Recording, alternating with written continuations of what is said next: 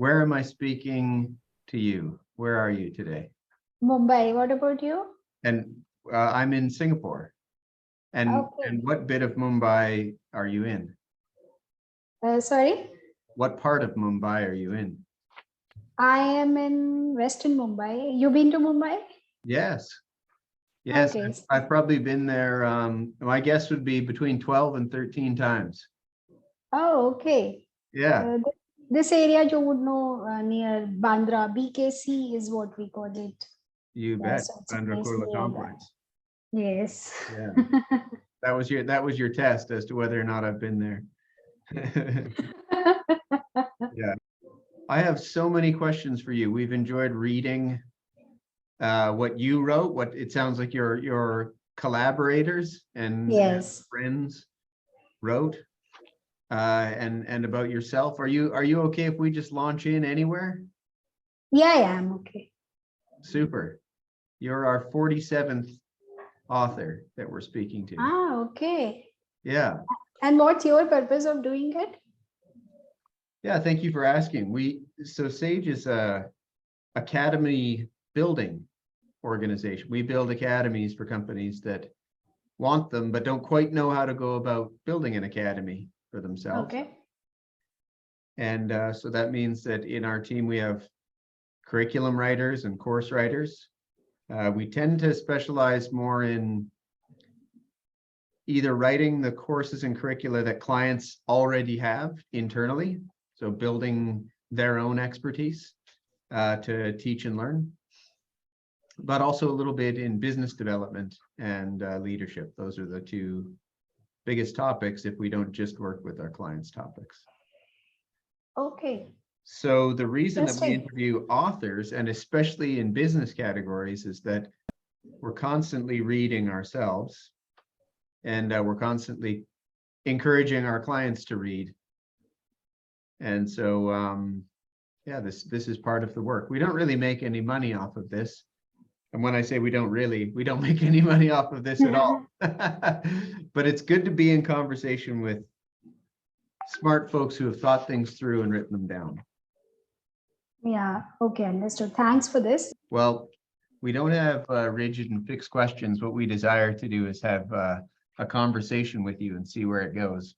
That we have discovered is the best way to learn about Yes. the things you know and about who you are. So if you're okay with that, then away we go. Sure. Well, great. We learned from reading the things you wrote and watching your other conversations that you're a small village gal. You're in a big city, but you're not a big city woman. So can you tell us what small village really means? I mean, are we talking about 500 people or 5,000 people or 500,000 people? What was that like? Yeah, the population of India is large, but the village that I'm referring to would be less than 500. So it would be that small. Wow. So a lot of green color around, Yes. a lot of animals and green color and probably Yes. excellent produce, I'm guessing. Yes. The place where I was not very high in agriculture because the soil is not so good. The rains were scanty. So I would not say very, very green, but yes, there were mountains and we would go there every evening. There were a lot of trees at the place where I was staying. The village was not very developed. So I would not say there was something organized as well. Even for very small necessities, you would have to wait for the weekly market. So you would go buy whatever is available only during that period. So that is definition of small village. Sorry, you have to say what it was again. So you said it's a VT market. What is that? Weekly market. Oh, the weekly market. Now I hear you. Yeah. So meaning only one time in a week would everybody set up to do trade. Yes. Okay, so if you missed your chance to buy your favorite fruits or milk or ingredients or something, you got to wait another 6 days. Yeah. And Wow. there too, there would not be a lot of things. So even to buy grocery, or if you want a particular quality of things, we used to travel for 14 kilometers to a nearby town. Mhm. Yeah, so this place was like hardly any good school, just one school in the whole village, and one hall only. Yeah. So irrespective of which standard you are in, you all would sit together. Wow. And that was Madhya Pradesh, yeah? Sorry? That was in Madhya Pradesh, the state? Yes, Yeah. yes. Yeah. It's called Okay. as MP, MP. Okay. And abbreviation, yes. okay, super, super. And you wrote that you lived in 6 states total. Is that Yes. still the count, or have you exceeded 6?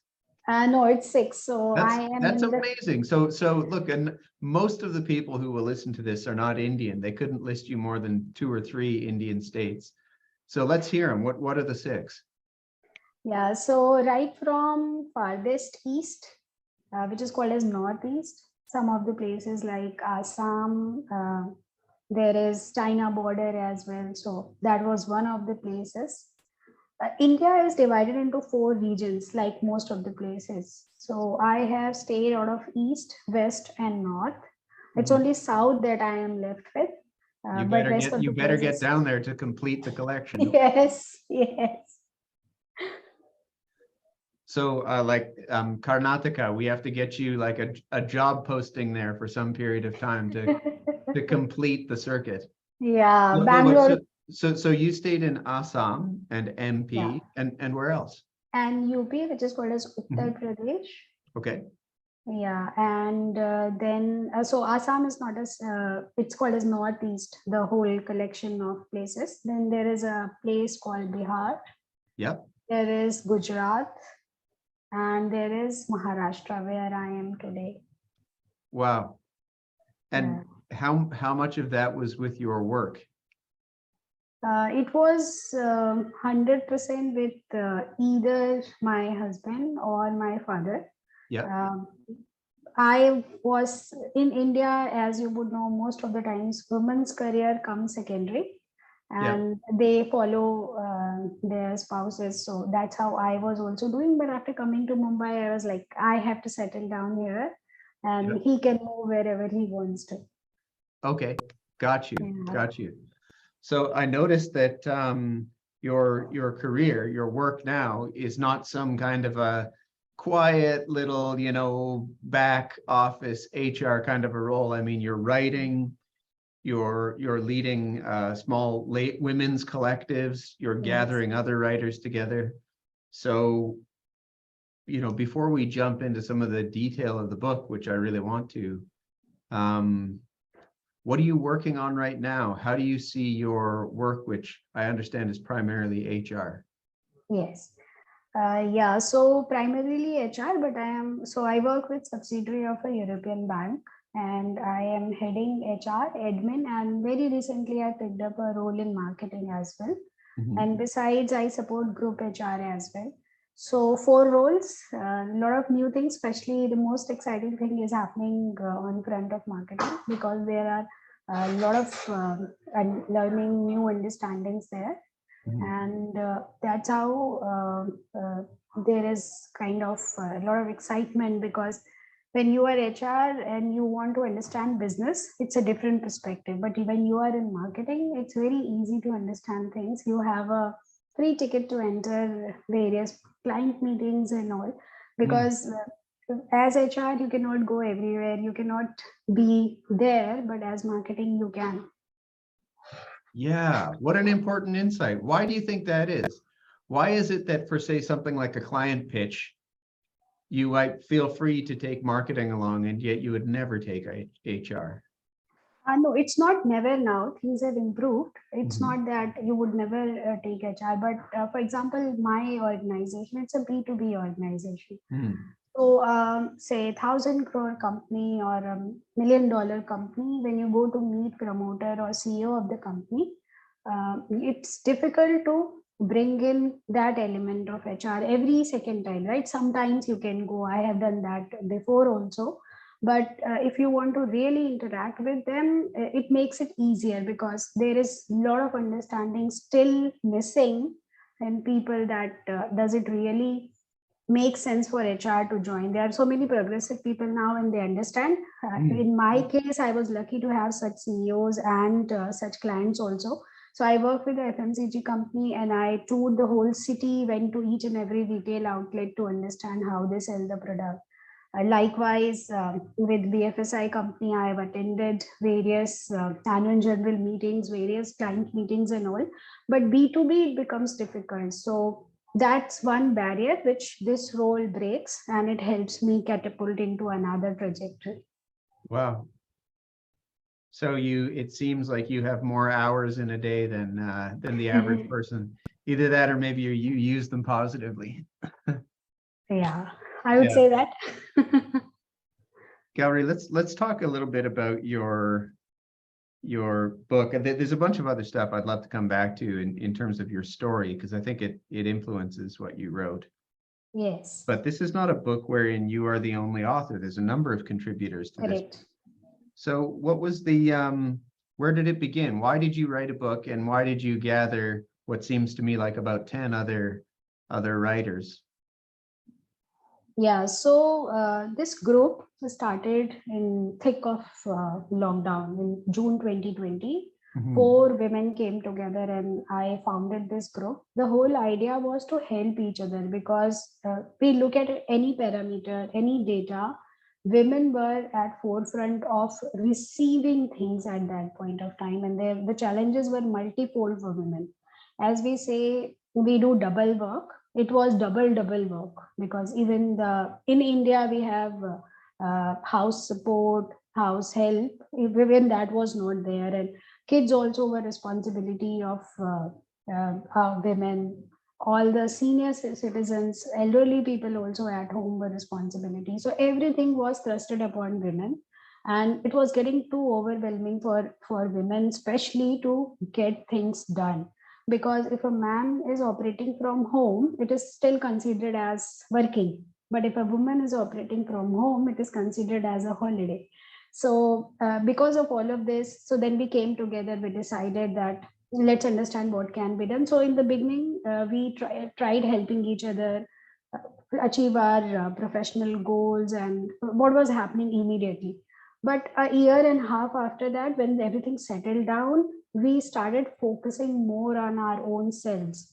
And we realized that we are around 140 women now. Many of us, a large chunk of us, are very weak when it comes to networking. And why we don't do it? Because we think it's useless. I am not useful for anybody. That syndrome is always there, that I am not good, and who wants to talk to me, and why should I go and waste time on all of this. Mm. So we wanted to bring in multiple perspectives for users to understand, for readers to understand how important it is, and also how different people do it differently. Like I shared my example that I was a timid child. Somebody else shared an example that how going within brings you out. So that's where bringing in multiple perspective, because one perspective for networking, topic like networking may not be enough, and that's where we came together and we collaborated on this. How did you find the other ladies? It's they are all part of this group called as Leaders Lifting Leaders. But somehow you came together, and you came together at an unusual time. It's not like you met at Yes, the coffee shop, because there was no coffee shop open.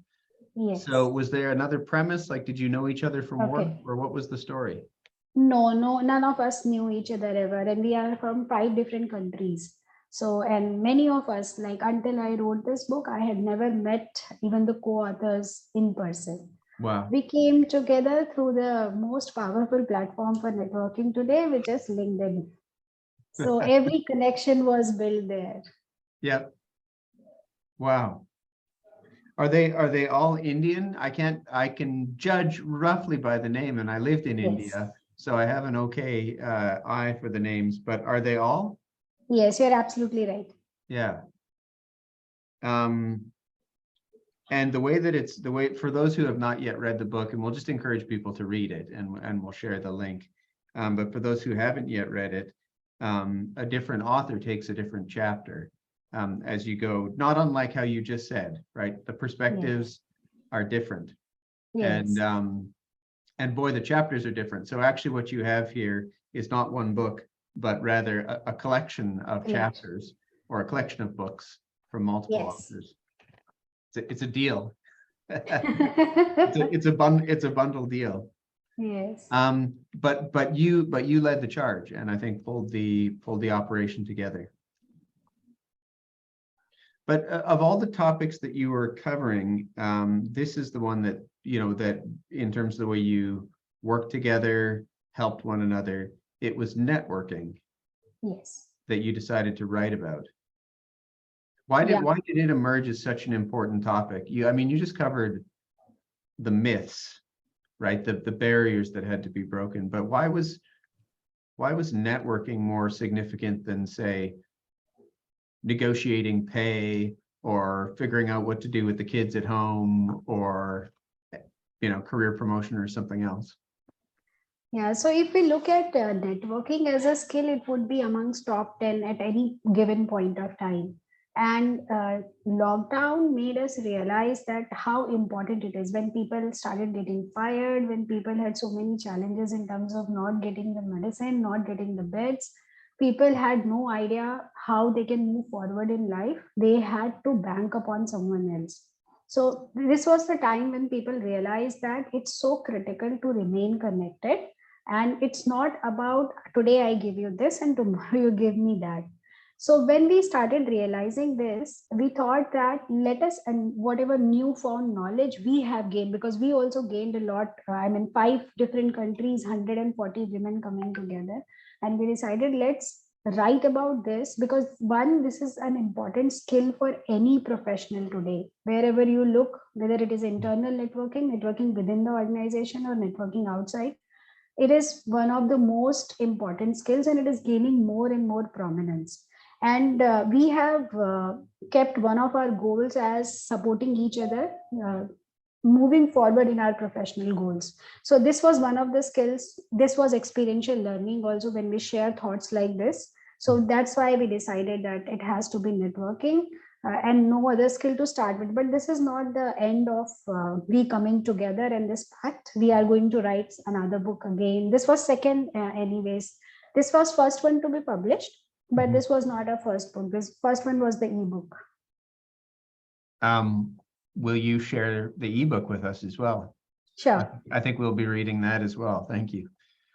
Our team reads a lot, and we have to, because it's our way of staying on top of what professionals are learning all over the world. Otherwise, you end up learning the big idea that came out 10 years ago and you feel like it's fresh, but there's amazing things happening. Yes. We'd like a link to the ebook, please, Gauri. Sure. I'll send it to you. I'm going to read a passage. I want you to see if you can spot the author. Networking is not about sharing information with others and asking favors. It is all about mutually benefiting long-term relationships that you develop with people. Is it not about sharing information and asking favors? I would just wonder when we look at it in practice, when we watch people at, say, a conference at the hors d'oeuvre table, right, or the cocktail party, it feels like it is about sharing information and asking favors, but you say otherwise. Yes. So networking for me has, I would say now it's that I have understood the true meaning of networking. It is not about sharing information. So sometimes you connect with people because you will get to know more from them. Again, there is something underlying that I am going to gain something from the other person, or asking for favor. But how I network during lockdown is what I would say is the best form according to me. So I would reach out to my LinkedIn connections, the first degree connections, randomly, not only from HR, but from different fields. And I would ask them that we have been connected, I have read your post, and this is what I gained from it. And I would like to have a call with you or a chat with you. Most of the times, the question would be, what is it that you are looking to talk? And I would say there is no fixed agenda to talk. I just want to know you more. At times, people would reject this, stating that I don't want to connect with you unless there is something to accomplish together, or there is something for me, or there's something for you. But I would still insist that I just want to know you. There's nothing today that I want to discuss in specific. So when we look at networking, we look at it from perspective of I know you and this is what I can gain from you, or this is what I give you. But for me, it's a very, very long-term relationship. So there have been people with whom I started working in some format or other after 2.5 years. Until then, it was just connecting with them, how you are, and wishing them on their birthdays, or liking their post, or commenting on it, just being in their radar, and nothing, no connection. So that's what I say, that it is not about immediate gains or only sharing information. I was not even sharing any information with them per se, if we look at it. But still, when the connection built up, it was extremely strong. So that's where I have a different view on networking. Yeah. What do you, someone out there will hear that and go, yeah, but I really don't know if I have the time to go farming and cultivating these relationships with some vague hope that perhaps I will be useful to them or them to me in the future. Not possible. Yeah, so I would correct you here. I don't even have that vague hope. It's all about connecting with them, knowing them, and you get a story every time, right? You connect with a person and you get to, so you're already increasing your knowledge by gaining that particular story. And they may or may not be helpful. Many of them I never worked with so far, and it would never happen. So I would say that not looking at it from the perspective, but you never know how the connection would be useful. So I'll give you another example. I was trying to reach out to CFO of a very large organization, and I had no idea. He didn't even accept my request, but I knew someone down in the hierarchy who would be like entry level person. I knew him. I requested him for a connect, and when he connected, the other person listened because he was member of his team. So networking can be useful in this way also. I had no work with this person who was entry level person, but he actually helped me reach the other person. And there are many more stories that I can talk about, how not doing it with an intent actually helps. Right, leaving the mercenary purposes, any particular advantage, or maybe it's the other way around, particular benefit that you plan to give, just leave it off the table, is it? No, so I would say, for example, you and I are connecting and you spoke about your organization. Now, you did not ask me for a favor immediately, right? But I have this in my mind. Whenever there is something coming up like that, you would be first person maybe to connect. So that's how you keep connecting people. You keep bringing help to them, and ultimately it comes back to you somewhere. Do you think there's a natural limit to how many people you can connect with in this way? Yes, so I used to connect with in the beginning 10 people a week, then it became 7 people a week, and now it is only 3 people a month. 3 people a month. Yes. Yeah. But when you really connect like this, the overall things keep on getting expanding. So it's not that this is the only way you are connecting, because one-on-one connections are not possible. You rightly said there is a limit to it, but this is to bring in, go to more and more forums, you connect with more and more people there. You would not speak to everyone, but when you start doing this, actually the connection happens. Who do you think is I'm trying to find the gentle way to say it. Inside a classic organization, who is it that's naturally really great at this kind of thing? And who is it that really suffers? Like unless someone comes along and guides them or shows them that they ought to do this, they will miss out, and they'll not do the things that you've been learning and teaching and doing. You want in terms of gender or hierarchy or roles? I actually don't know. I think that's why I was stalling, Gauri, in terms of how to describe it, because I sense that there might be gender divides, there might be age divides. Yes. There might be you talk about in the book extroversion and introversion divides, but there can be other things too. Yes. stage of career, the role that you occupy? I mean, sales is obviously a pretty natural one where if you aren't Yeah. networked, you're going to suffer. Whereas if you're, a coding engineer, maybe you don't need it so desperately. What have you Yes. seen? I'm asking the HR version of you because I think people in HR see a lot. Yes. Yeah, I have observed that the best networkers come from totally unexpected fields. I have not seen sales guys to be a very good networker, networking definition as per me. When it comes to networking, I'm also looking at influence. So when I look at sales guys, okay, it's very transactional, but I see at times back office guys coming forward and having that influence.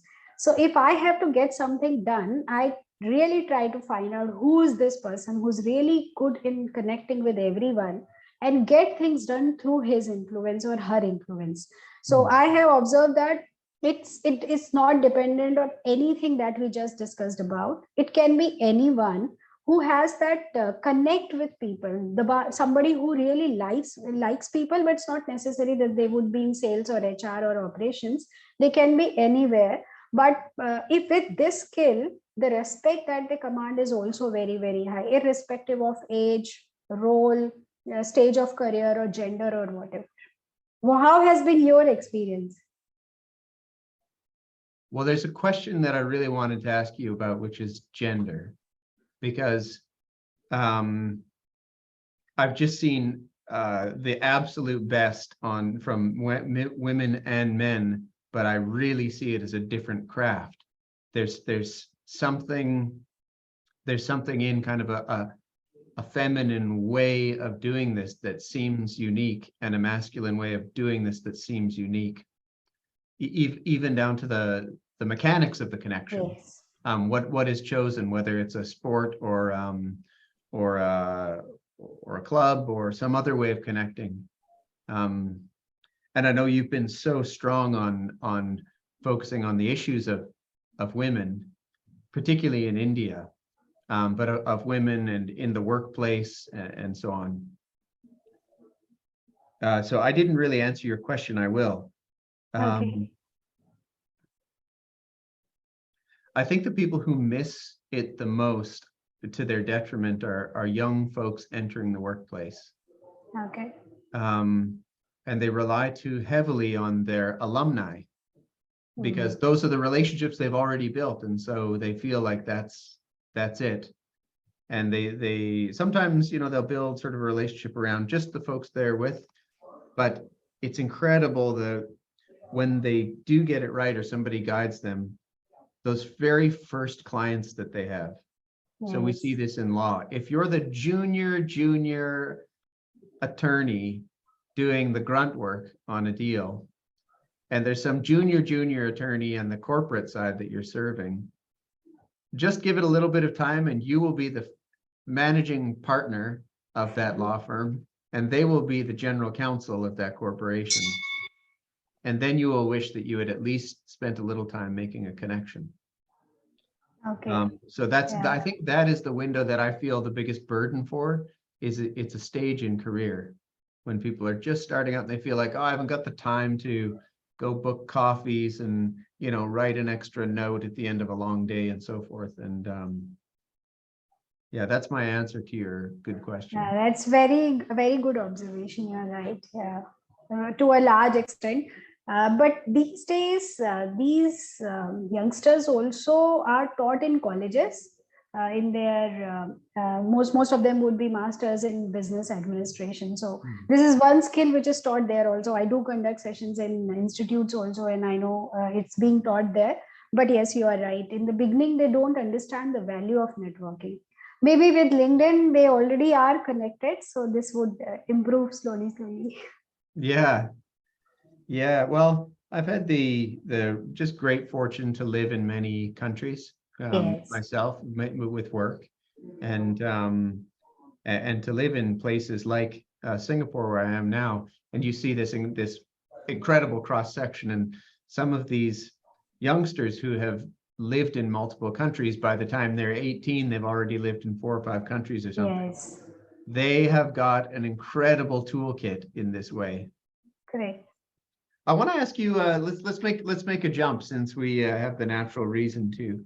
I want to ask you about the word connection. So one of the things that we have learned is to pay attention to words. And you talk about connections. You don't say contacts or leads or acquaintances or friends online. You use a very specific noun, which is connections. Why is that? Yeah, because when we connect, or I mean, when we meet with each other, it's more on superficial level, because the purpose of knowing people or having a conversation with them is very, very materialistic. So when we are meeting people like that, it is either just knowing them or telling them. Most of the times, what people would do is bring up their visiting card and give it to you and tell you, and then start chasing you for business. That's how networking is understood, and that's why you continuously read on LinkedIn also that you should not be bombarding me with the messages, sales messages, the moment I accept your connection request. So Yes. in place of all of that, you should start building connections. You should start knowing the other person more, and that's the networking in true sense. And I would say it is a huge investment, but the results that it gives you in long term far outweigh the investment that you make in the beginning. Hmm. There was a really interesting section in this chapter by Sindhu. Sindhu, Um, yeah. if you don't mind me just reading it, Sure. this I think was really insightful, and I'd like you to just pick up on it when I finish. The uses of a network: interact, communicate, reaffirm, debate, question, learn, be inspired, acknowledge, enable, and enable us to grow. 9 uses. Yes, that's what we do in our circle, the circle that's called as Leaders Lifting Leaders. We come together for meetings. We do WhatsApp webinars also. So there also, if someone is bringing up a thought, we try to debate, we argue why this is not the only point of view. We connect, we collect. And so whatever she has mentioned is has been the theme for our circle, Leaders Lifting Leaders. This is how we connect with each other, and I'm emphasizing on the word connect, and that's the power of networking for us. It's not that you will just be a yes person for somebody else because they are in your close connection. It would be you confronting them also, so you giving them that critic also, so that there is always a continuous improvement. That's the mantra for the circle, that we help you improve, we help you know who you are. So even self awareness, I would say, has increased for me after I am being part of this circle. Now we meet offline also many a times, and people do say that this is how you looked on screen and this is how when I spoke to you happened.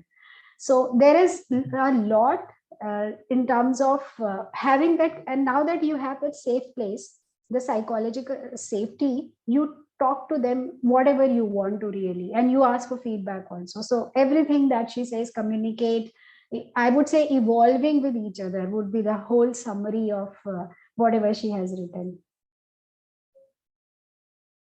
Really profound. I'm just thinking, say, from when I read that, I thought about the trainings that we have facilitated for our clients on networking. Because when you build an academy, just to take you a little bit inside the mechanics of this business, when you build an academy, you basically do whatever the client most feels they want to do today. Correct. It might not be what they need the most, but they have their priorities. And networking as a skill is frequently one of them. Incredible to think about if folks were taught, look, you can build a network and here's the mechanics of making a connection and so forth. And then how do you use it? Look at this beautiful list, right? Thinking about, I have my network. I'm not going to reach out to them to figure out if anybody can give me some sales leads and shake the tree. I'm going to reach out to them because I need to debate something. I'm going to reach out to them because I need to sort of acknowledge or have something acknowledged. I'm going to reach out to them because I have something I need to learn. Correct. It was just a real eye opener. And I wanted to thank you for including it. I mean, I realized it was Cindy that wrote that particular section, but you, I think, had the editor's eye. And it's a real fresh way to think about what a network even does for you, or might do for you. Yeah, and that's exactly precisely the foundation for us.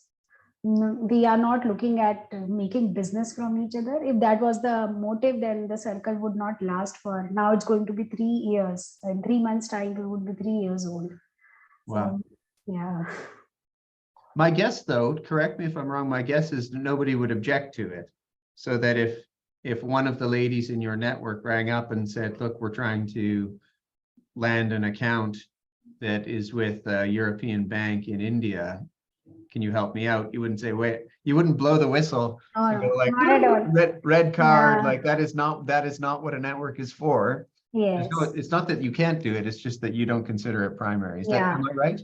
Yes, so we do have a day for personal branding also, but we restrict it only on Monday. So Monday you can bring up whatever business you are in, whatever services you provide, whatever achievements you have had, any post link from any social media account, any story that you wrote, all of that you can bring on Monday. On Tuesday, we discuss on a topic like this month's topic is personal branding. So someone is running a webinar every Tuesday, and we had a Zoom call yesterday. On fourth Sunday we meet. So it's not that we don't encourage those things, but there is a fixed time. Otherwise, the purpose of the group would be lost. It sounds like there's a fascinating amount of thought and planning that's actually evolved here. Yes. Yes, we call it My Monday. So, and there is a day to express gratitude also, like you rightly mentioned. If something happens and someone supports somebody else in the group, they will put it out. There's a shout out for that person that she supported me for this particular thing. So there's a day for that as well. Wow. Well, okay, what other days is there a day for? I mean, just by happenstance, we found out about 3 days. So yes. Just explain, what you set up. How have you categorized days and types of interaction?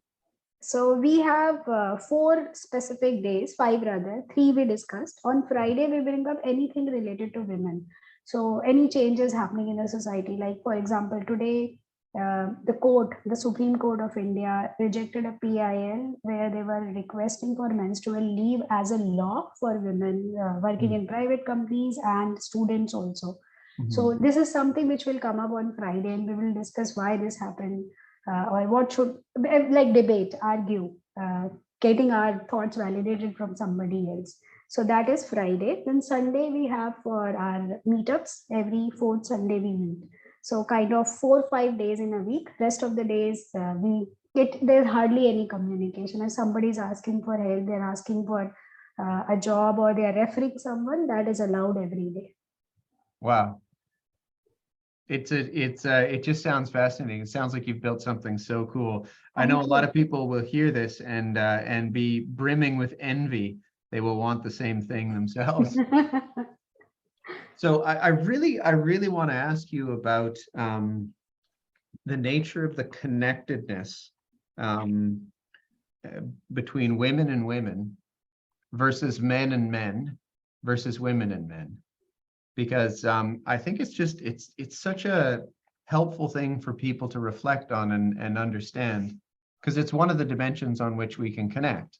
Correct. And in your case, obviously, it's been so fruitful that the theme has been women and yes. women's issues and women in a professional workplace and so forth. What do you make of that? Is there Am I overreading this? And look, it's just humans and humans, that's all there is? Or does this vector matter? I think it matters, and this is a lean-in circle. Lean-in doesn't restrict you to a particular gender. They say you can have n number of genders in your circle, and at least 4 times we had a referendum in the group. Do we want to? Because when we put it out on LinkedIn and we say this is what we are doing, many men and they also want to join. But then we say, no, this is a community inspired initiative where men also support. Like we have had mentors as men. We had speed networking, speed mentoring in the group. We had some psychometric test and their debriefing in the group. So all that was done by men. So there are a lot many men supporting us. And even the book was launched by 2 men and 1 woman. So it's not that there is no connection with men and other genders.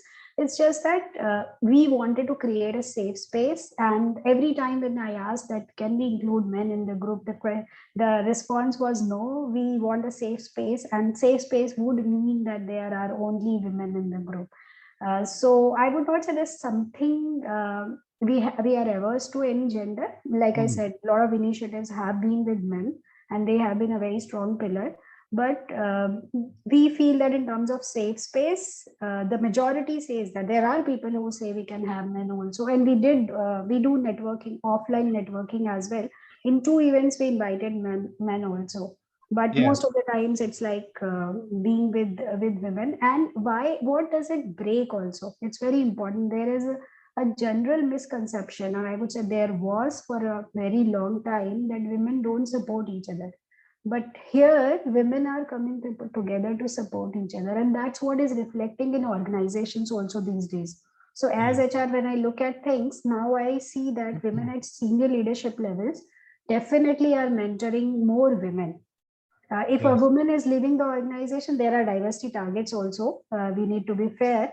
But if a woman is leaving, a head of HR or a CHRO would pay more attention to that than a man leaving the Yes. organization. So it can be diversity targets, definitely, but it is also that affinity for a woman that I have reached here. Because for me, especially, why did I start it? Because I was supported by many women, and I thought this can be a platform to support other women. And this is not the only way I'm supporting women. I'm mentoring, I'm coaching them, I'm guiding them on various skills. But this is one of the reasons. So I would say no aversion to anyone, but yes, it's a safe place. I'm glad I asked you, and I think it's a very complex and an interesting answer.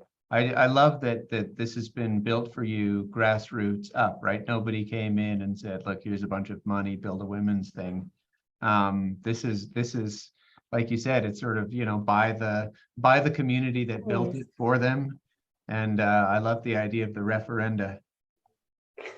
Although I should say, when I hear it, it reminds me of my childhood when it was like, the boys would make a club, and the very first rule would be no girls allowed, and then the girls would make a club, and it would be the first rule would be the opposite. No, I only joke, but that's lovely. If I can make a totally lateral jump to something else, there's a chapter in the book on pranayama. Yes.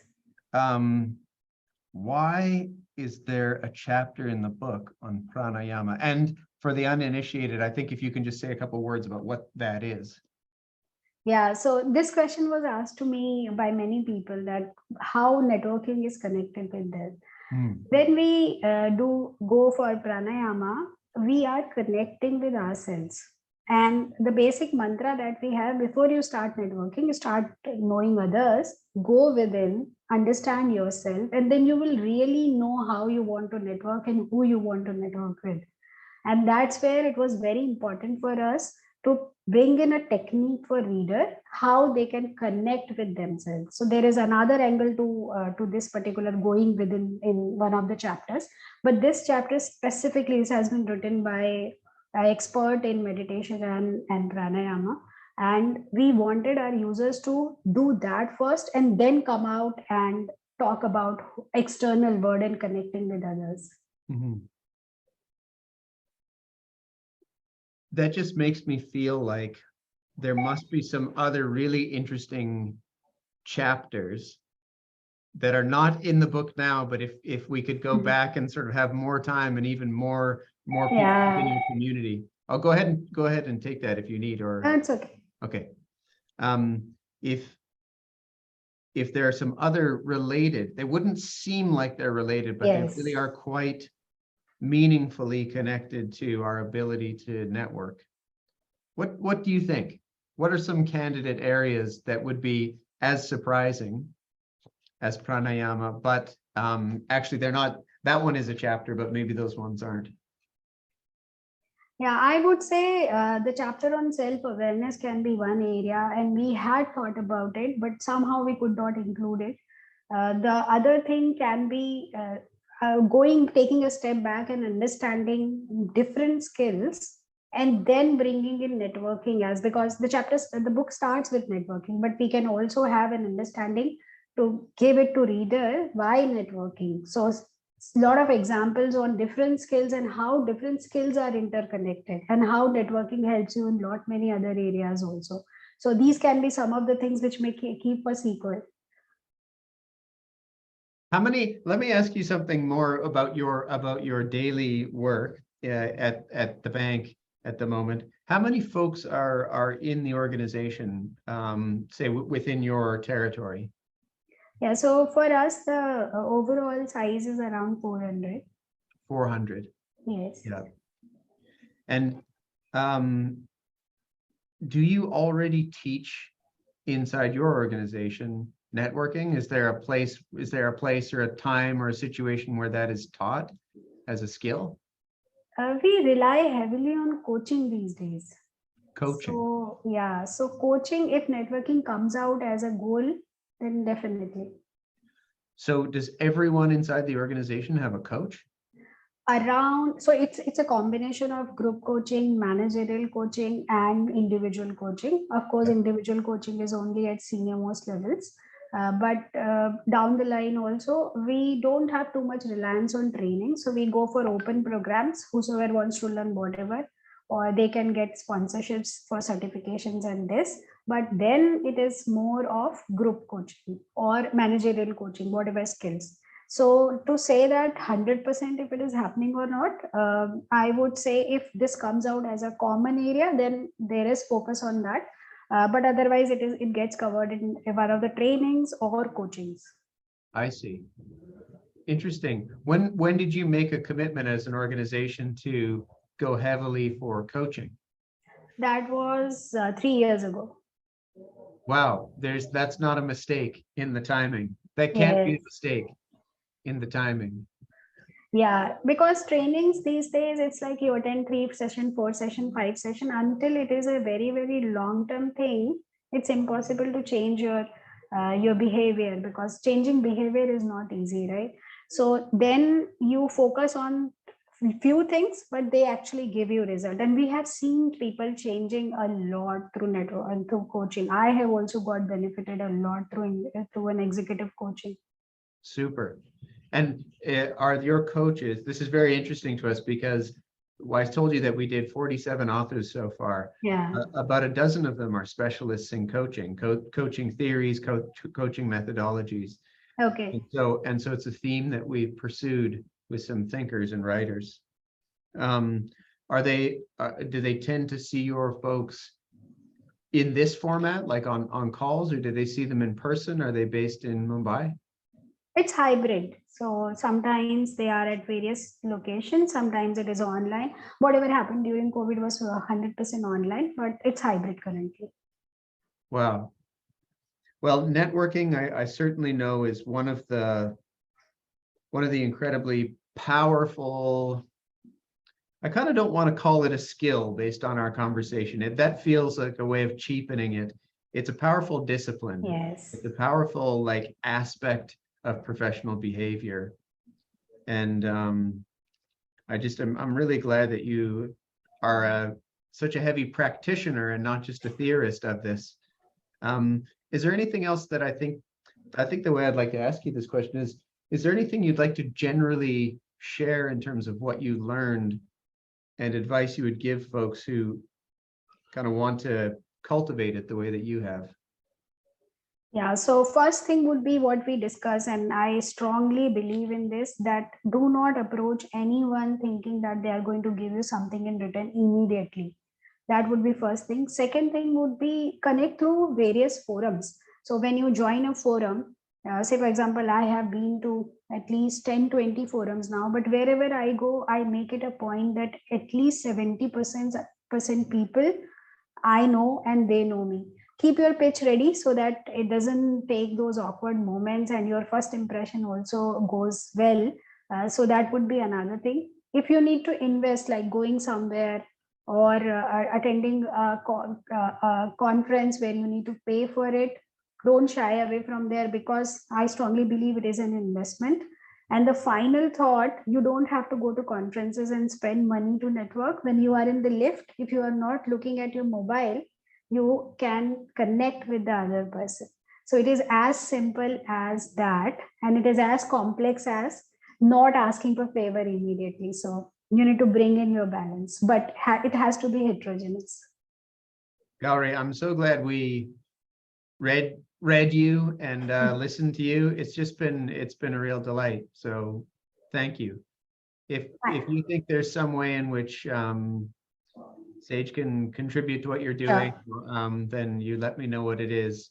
What we do is we'll link to your book. We'll share this. We'll cut a couple of good highlight clips and we'll share it.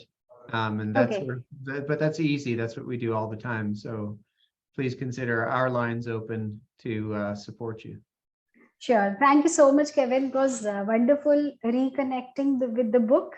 Yeah. And also understanding it from somebody else's perspective. And this particular conversation came after quite some time, because this was launched in September. So it's like 6 months, and it was really enjoyable to have this conversation. Thank you so much. When your group publishes their third book, we'll come a calling. I will reach out to you this time.